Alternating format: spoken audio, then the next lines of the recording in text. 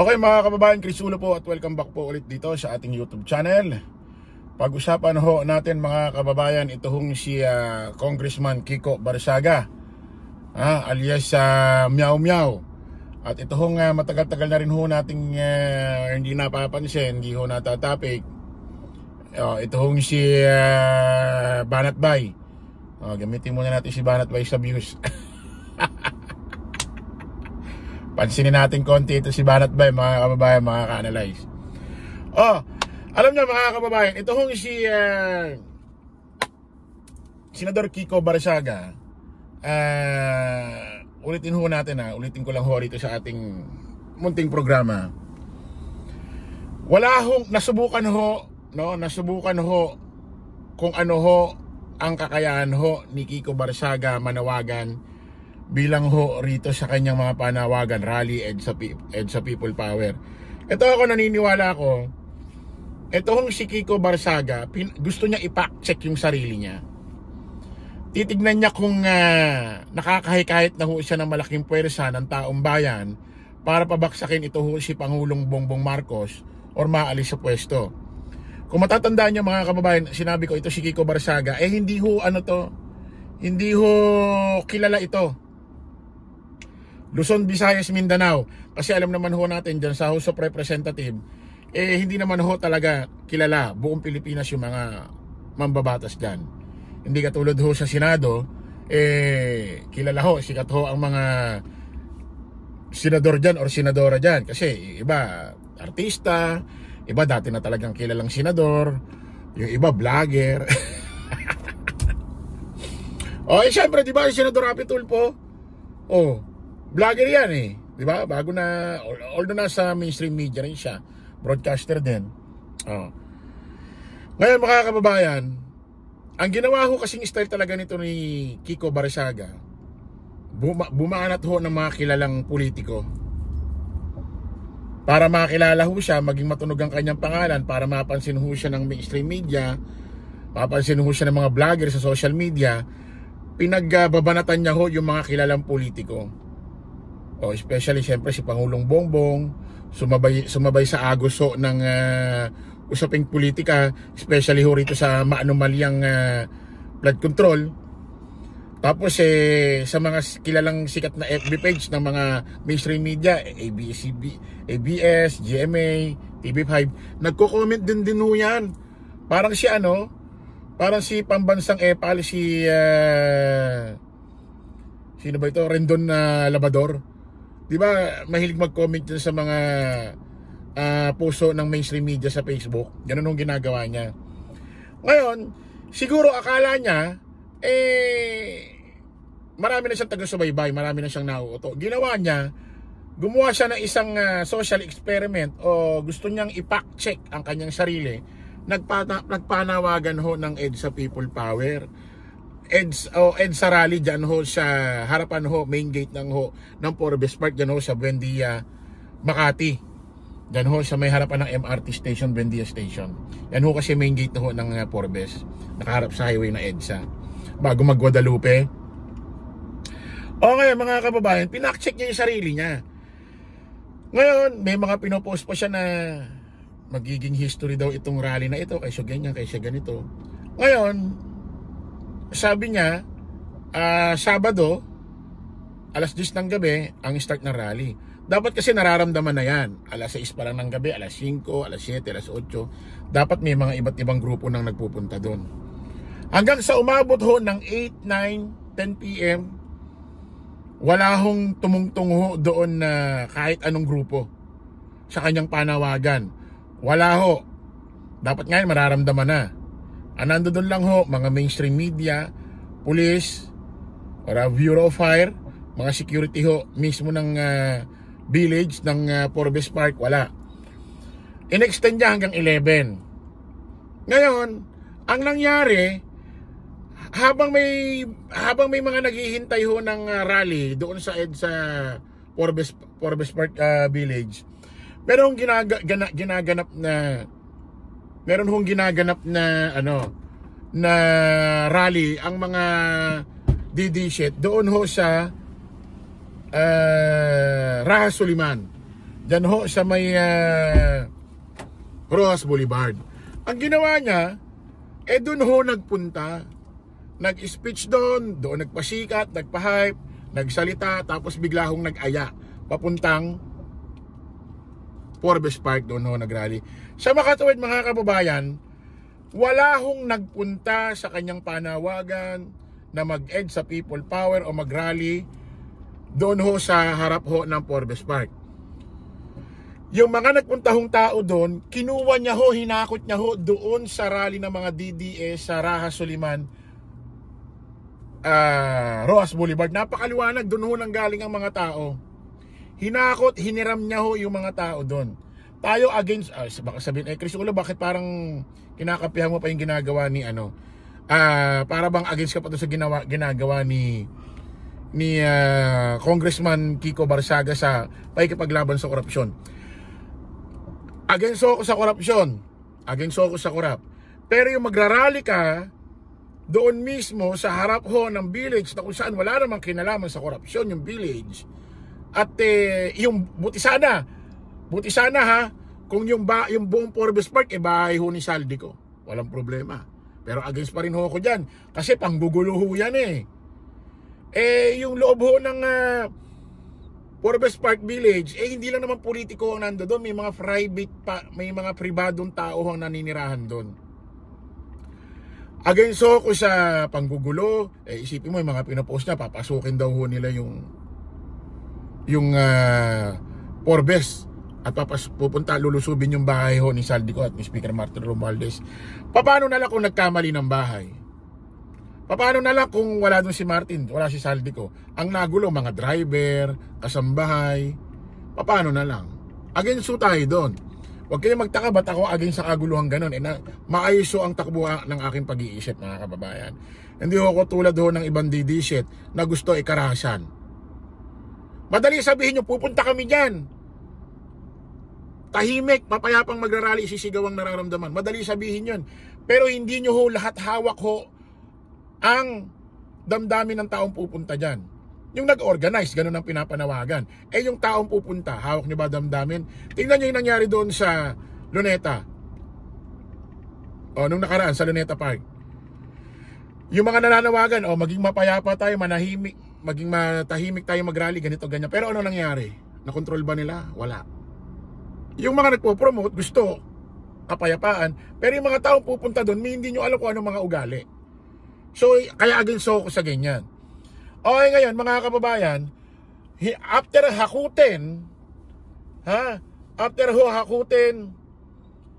ni Kiko Barsaga ang mga DD shit doon ho sa Rojas Boulevard, Raha Soliman, dahil wala kang nagpunta doon sa, siyempre nga naman, nakakaya, pupunta siya ron, darating siya ron, lalapag siya mismo sa harapan ng gate ng Forbes Park. Wala man lang katao-tao, nagrarally. Nakakahiya. So, ang ginawa niya, nagpunta siya ng Rojas Boulevard, Raha Soliman, kinuha niya yung tao doon, hinakot niya papunta doon. Para pag lumapag siya, may kasama siya tao. Ngayon, lumapag na sila doon, pa-picture, ganito, ganyan, andun yung mainstream media, pa-interview siya, umuwi na. After nun, iniwan ho yung mga nagrarally doon. After nyong hakutin, iiwanan niya. So maliwanag mga kababayan, itong taong ito ay nagpapahype, nagpapasikat, nagpapalaki lang ho ng pangalan sa industriya ng politika. Ang ginagamit pa ay mga taga-subaybay ni Digong. Ano tuloy sabi ni Banat Bay? Nagrereklamo tuloy ito si Banat Bay, mga kababayan, pakinggan nyo. Ito kasi yung aking sentimento at sa malamang sentimento ng aking grupo na Banaderos.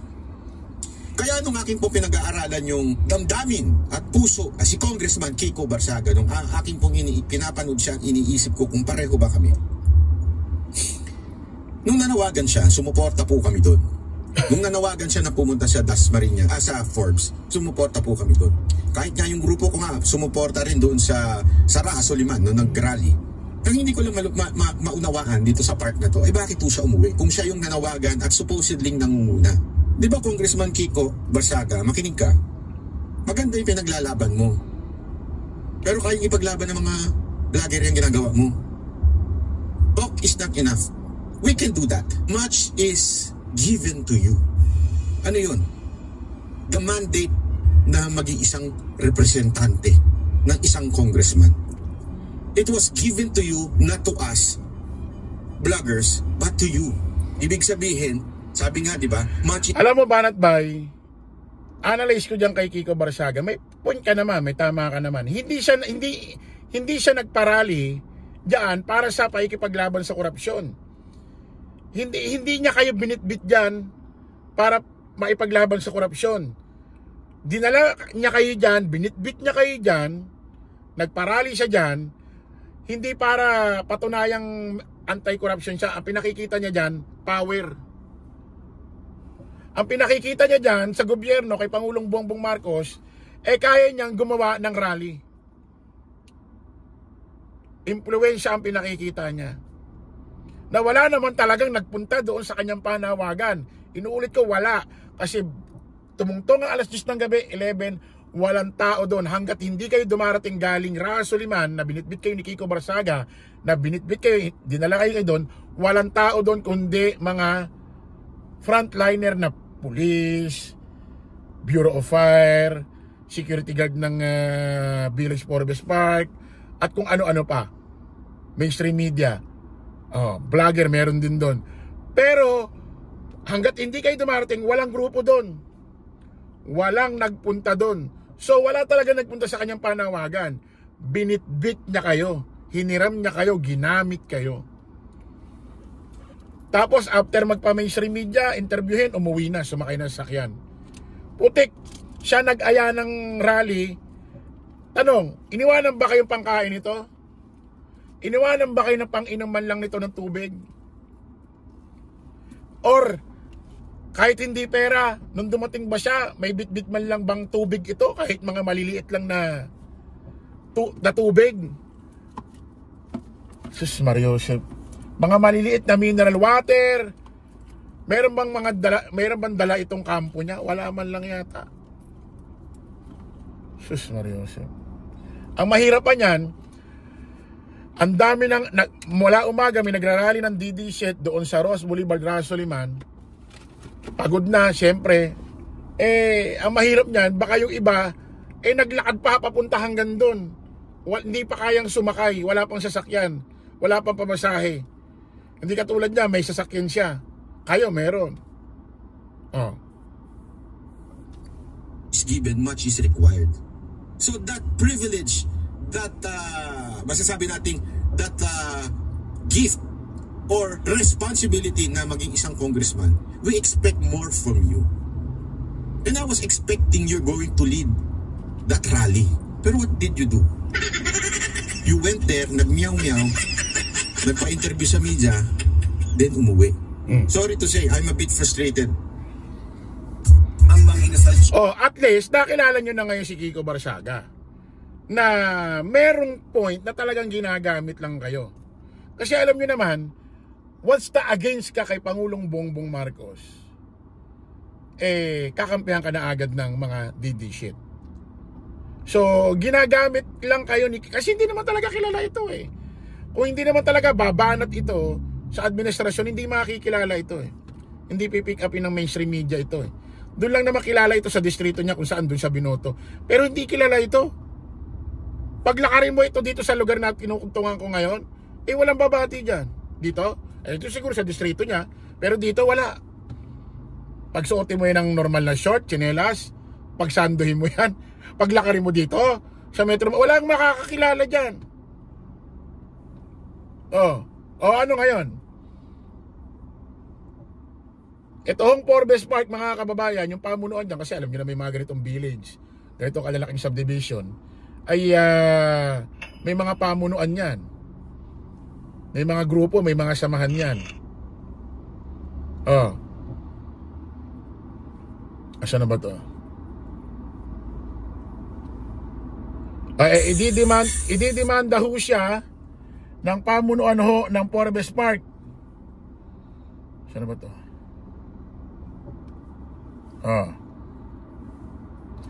Ididemanda ho siya ng pamunuan. Ito, basahin ho natin. Kiko Barsaga, kinasuhan ng residente ng Forbes Park pero hindi nagpasindak. Wala namang problema kung ayaw magpasindak. Plano ho or sinampa na ho siya ng kaso ng pamunuan o mga residente ho ng Forbes Park dahil sa ginawa nilang istorbo or sagabal doon ho sa harapan ho ng gate ng Forbes Park. Siyempre nalagay ho sa alanganin nalagay sa alanganin yung safety ho ng mga tao doon. Nalagay ho sa alanganin. So nagdemanda or nagdemanda na ba?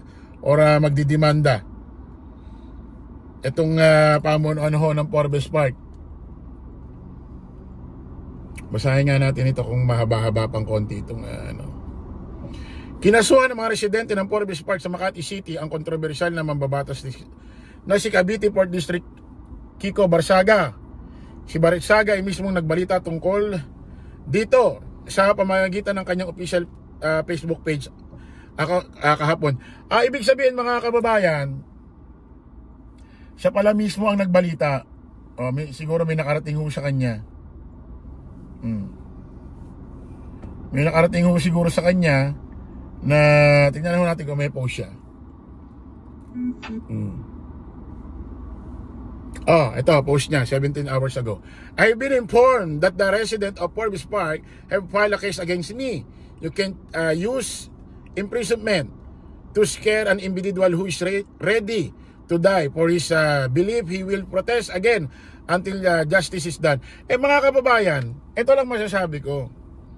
Tayo antay ho tayo sa korupsyon. Pero ito kasing ginawa nilang pagrarally hindi ho yung tamang lugar. Kasi ho yun privado hong village or subdivision ho yun. Hindi ho yun yung lugar na pinagraralihan. Kasi ang nakita natin nagrarally, Luneta, EDSA Shrine, Mindiola. Pero ito ho kasi nalagay ho sa alanganin.